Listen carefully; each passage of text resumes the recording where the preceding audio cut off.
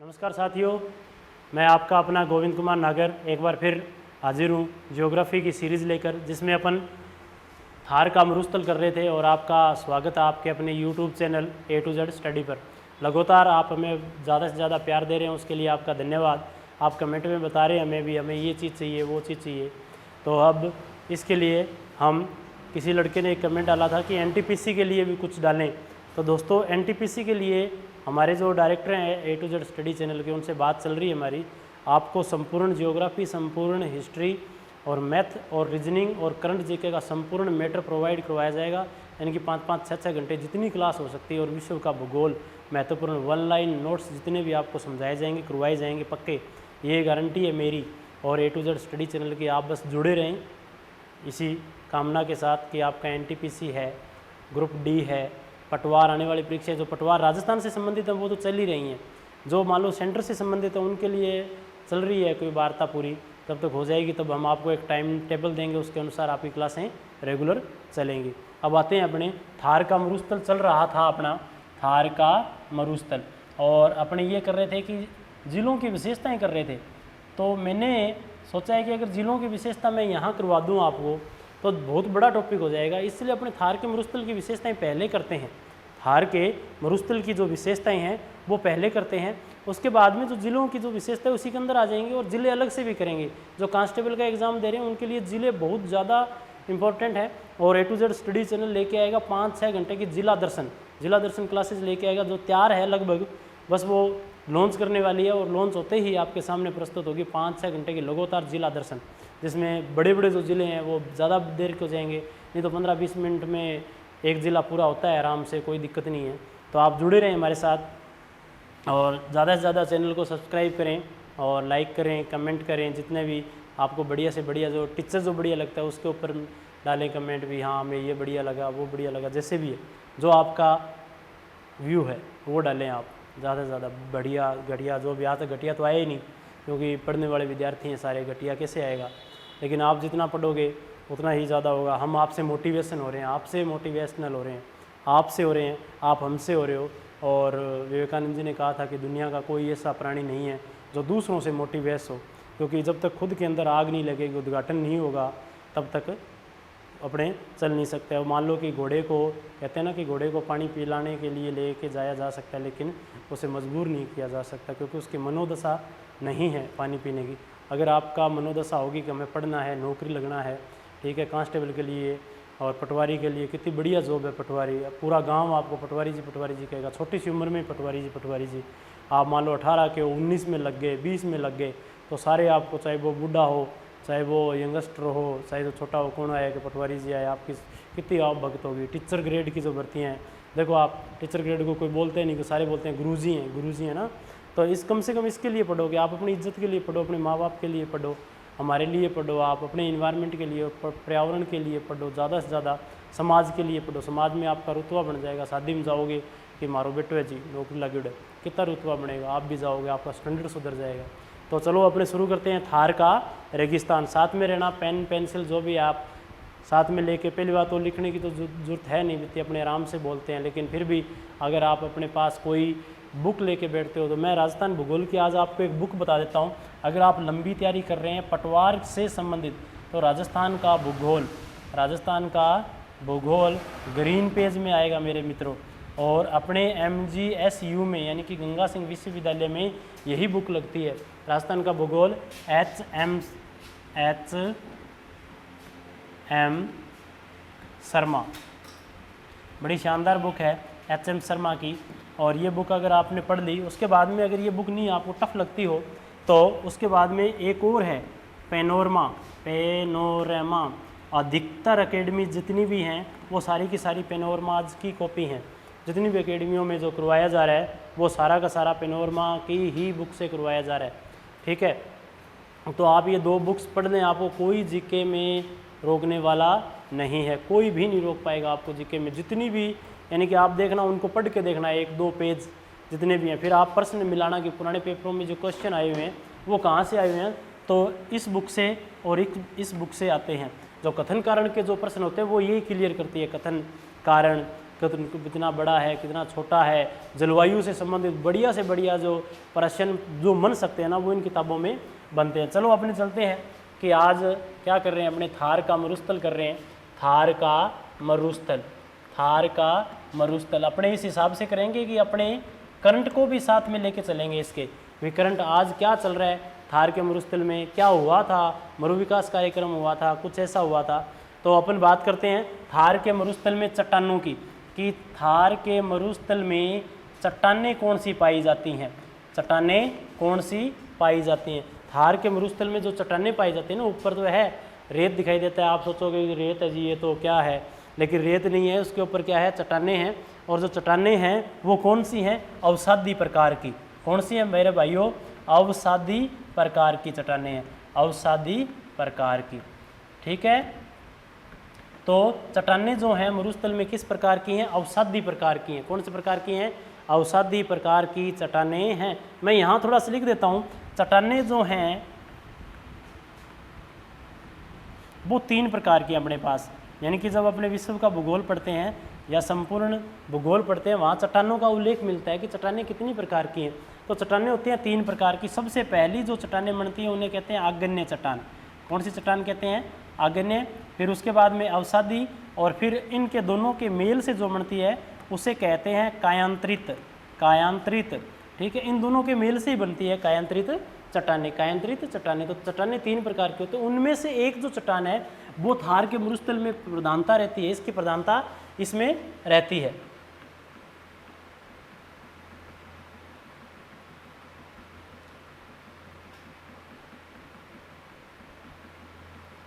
ठीक है, तो चट्टानें, और चट्टानें कौन सी है, अवसादी प्रकार की हैं। कौन से प्रकार की हैं, अवसादी प्रकार की। इन अवसादी प्रकार की चट्टानों में, इन अवसादी प्रकार की चट्टानों में जीवाश्मीय, जीवाश्मीय खनिज पाए जाते हैं। मेरी हिंदी पर मत जाना, ठीक है, क्योंकि हो सकता है मैं गलत लिखता हूँ, लेकिन आपसे ऐसे सोचना कि जीवाश्मीय, बोल तो सही रहा हूँ, जीवाश्मीय इधर से मात्रा आनी थी। आप कोई हिंदी का अगर मान लो बैठा हो प्रज्ञान में, तो कहता हूँ सभी में प्रज्ञान हो आप, बढ़िया है, ठीक है। लेकिन जीवाश्मीय खनिज मिलते हैं, जीवाश्मीय खनिज। कौन से खनिज मिलते हैं, अवसादी सेलों में जीवाश्मीय खनिज मिलते हैं, क्योंकि ये जीवाश्म से बनी होती है, परत नदियों के अवसाद से, कचरे से। तो कचरे में क्या होते हैं, जीवाश्म होते हैं। जीवाश्म बोले तो बैक्टीरियाज, ठीक है, तो उनसे बनती है जीवाश्म खनिज होते हैं। और जीवाश्म खनिज कौन कौन से होते हैं, देखना कौन कौन से होते हैं जो जीवाश्म से बनते हैं। कोयला, कोयला, कोयला। अब आप कहोगे जी कोयला कैसे बना, तो कार्बोनिफेरस युग में पहले पृथ्वी पर क्या हरियाली बहुत थी, फिर कार्बोनिफेरस युग में कहते हैं कि पृथ्वी ने काया पलट की, अपनी पलटी होगी धरती, और उससे क्या हुआ, जितने पेड़ पौधे थे वो नीचे चले गए, और अब वर्तमान में इतने करोड़ साल हो गए, दबाव या तापमान के कारण या घनत्व के कारण वो क्या हो गए, ब्लैक हो गए, जल गए पृथ्वी की गर्मी के कारण, तो वो निकाले जा रहे हैं। तो जैव है ना, तो जैव भी होते हैं ना, पेड़ जैविक होते हैं मित्रों। तो जैविक और जैविक किससे बनता है, जीवाश्म से बनता है। जैविक, जैविक से क्या बन गए, जीवाश्म बन गए। ठीक है, आई बात समझे, चलो ठीक है, बढ़िया वाली बात है। पेट्रोलियम, पेट्रोलियम पदार्थ, पेट्रोलियम पदार्थ ये भी अवसादी सेलों से ही निकलेंगे, याद रखना। पेट्रोलियम पदार्थ कहाँ से निकलेंगे, अवसादी सेलों से ही निकलेंगे। देखना आप, ईरान, इराक, सऊदी अरबिया, है ना, जहाँ जहाँ मरुस्थल है वहाँ वहाँ कौन से निकल रहे हैं, लगभग जहाँ मरुस्थल है वहाँ कौन सी चट्टानें पाई जाती हैं, अवसादी प्रकार की चट्टानें पाई जाती हैं। क्यों पाई जाती हैं थार के मरुस्थल में, क्योंकि अपन ने पहले चैप्टर में ये देखा था कि जो थार का मरुस्थल है वो किसका अवशेष है, टेथिस का अवशेष है। किसका अवशेष है, टेथिस, सागर का अवशेष है कि नहीं है, तो सागर होगा। जो सागर होगा तो वहाँ क्या आएंगी, नदियाँ आएंगी, नदियाँ आएंगी तो अपने साथ जीवाश्म लेके आएंगी, अपने साथ मान लो कि मलमूत्र लेके आएंगी, जो मरे हुए जानवर हैं वो लेके आएंगी, और उनसे क्या बनेंगे, कोयला बनेंगे, पेड़ पौधे लेके आएंगी। और धरती ने क्या की, कायाकल्प की, और कायाकल्प करने के बाद में क्या बन गए, वो जीवाश्म खनिज बन गए, और किसके रूप में, पेट्रो पदार्थ। और एक और है प्राकृतिक गैस, ये बड़ा इम्पोर्टेंट है, और राजस्थान में भरपूर मात्रा में, थार के मरुस्थल में भरपूर मात्रा में अब इसका उत्पादन होने की संभावना है। ठीक है, तो थार के मरुस्थल में कौन सी चट्टानें मिलती है, कौन सी चट्टानें मिलती हैं, चट्टानें अवसादी प्रकार की, जीवाश्मीय खनिज सर्वाधिक यहीं मिलते हैं अवसादी प्रकार की चट्टानों में, और कोयला, पेट्रोलियम पदार्थ, ये पेट्रो पदार्थ है, पेट्रोलियम पदार्थ, पेट्रोलियम पदार्थ। ठीक है, और प्राकृतिक गैस से सर्वाधिक मिलती हैं। कहाँ पर? औषधि प्रकार की सेलों में। चलो आगे चलते हैं, अगली विशेषता देखते हैं। थार के मरुस्थल की विशेषताएं चल रही हैं, ठीक है। तो थार के मरुस्थल में और कौन सी विशेषता है? तो प्यारे साथियों, यहाँ मिले हैं कुलधरा गांव, का नाम सुना होगा आपने, और मैंने आपको बताया भी था कि कुलधरा गांव दो चीज़ों के लिए प्रसिद्ध है। एक तो कर्ण जीके का प्रश्न बनेगा, कुलधरा गांव अपने जैसलमेर में है। कहाँ पर है? जैसलमेर में, जो राजस्थान का सबसे बड़ा जिला है। जो राजस्थान का क्या है? सबसे बड़ा जिला है। 38,401 वर्ग किलोमीटर है, जो धौलपुर से 12.66 गुना अधिक बड़ा है, ऐसे याद रखना। इस में हुआ क्या? इसमें मिले हैं मछली के अवशेष। अब आप देखो कि मछली के अवशेष मिले हैं।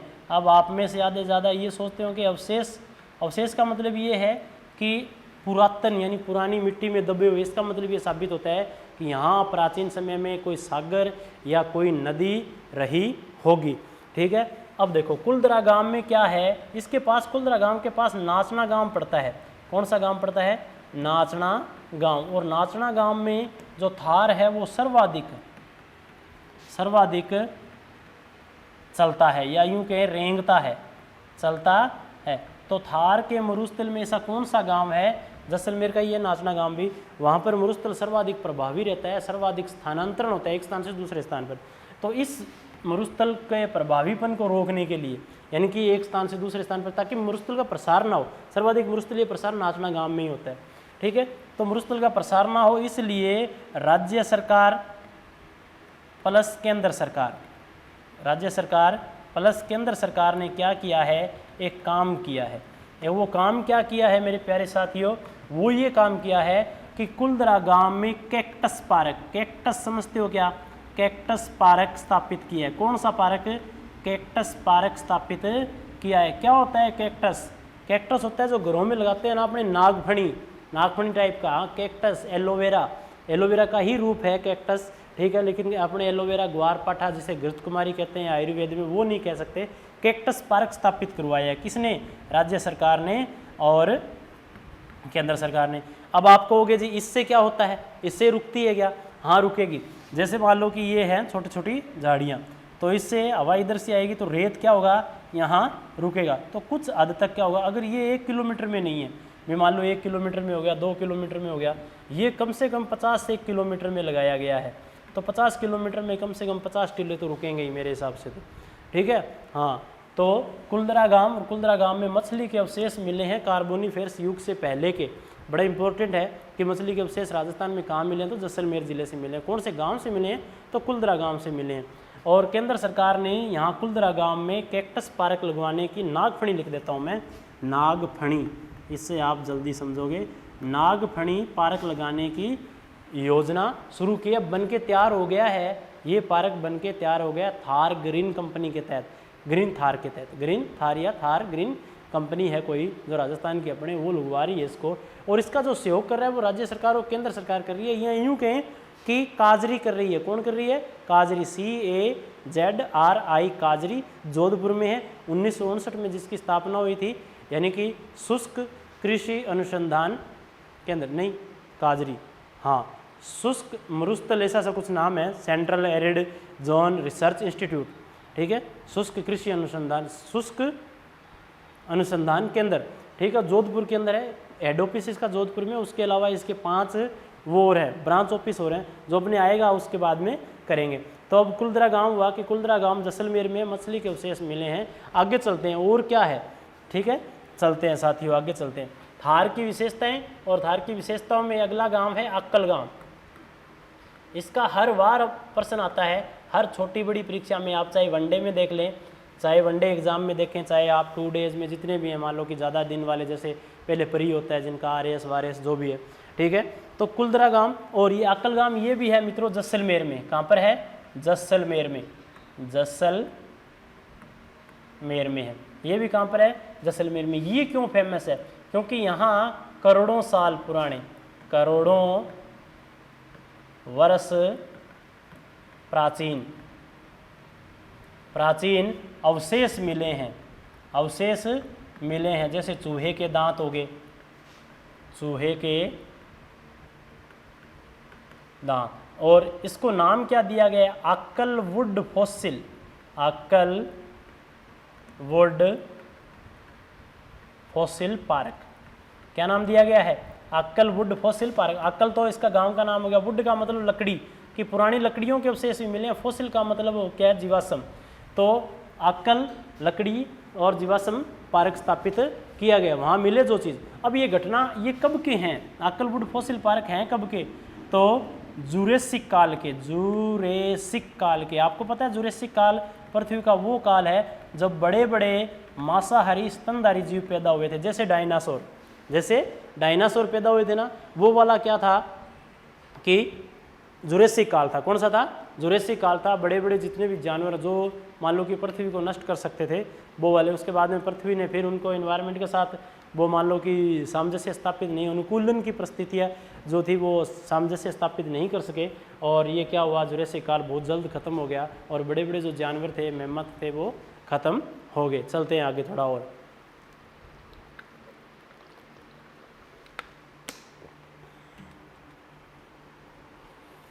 अब यहाँ क्या है?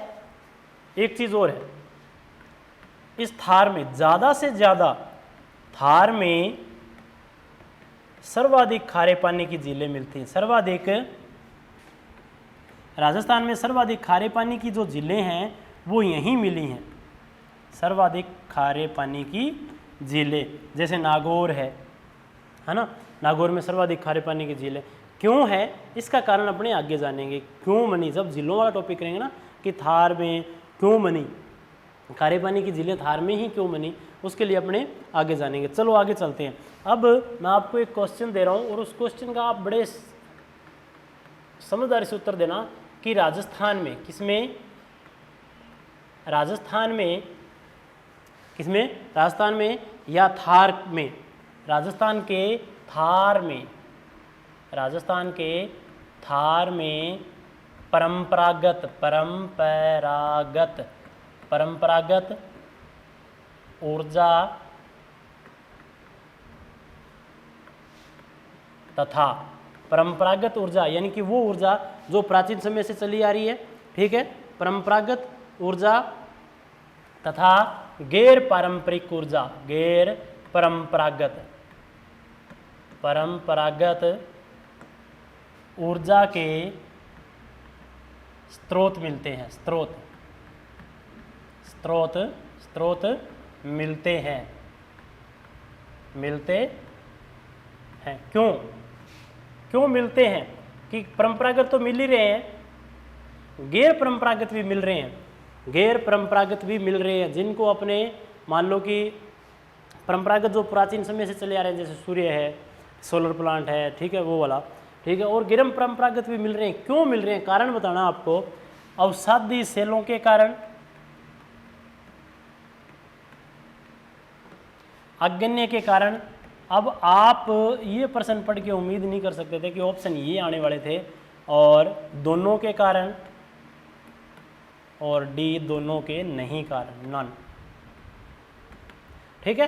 तो थार के मरुस्थल में जो परंपरागत ऊर्जा स्रोत और गैर परंपरागत ऊर्जा स्रोत दोनों मिलते हैं, क्योंकि ऊपर अपने क्या करते हैं, ज़्यादा गर्मी के कारण सोलर प्लांट और वो लगाते हैं, और नीचे जब पृथ्वी को खोदा तो अवसादी सेलें मिली ना, तो अवसादी सेलों के कारण। ये प्रश्न आज तक का सबसे ज़्यादा दिमाग घुमाऊ प्रश्न था कि लोगों ने पूछा कि इनका परंपरागत ऊर्जा के साथ क्या संबंध है, तो भैया है संबंध, क्योंकि अवसादी सेलें हैं, उससे ऊर्जा खनिज निकले, उससे क्या निकले, ऊर्जा खनिज निकले।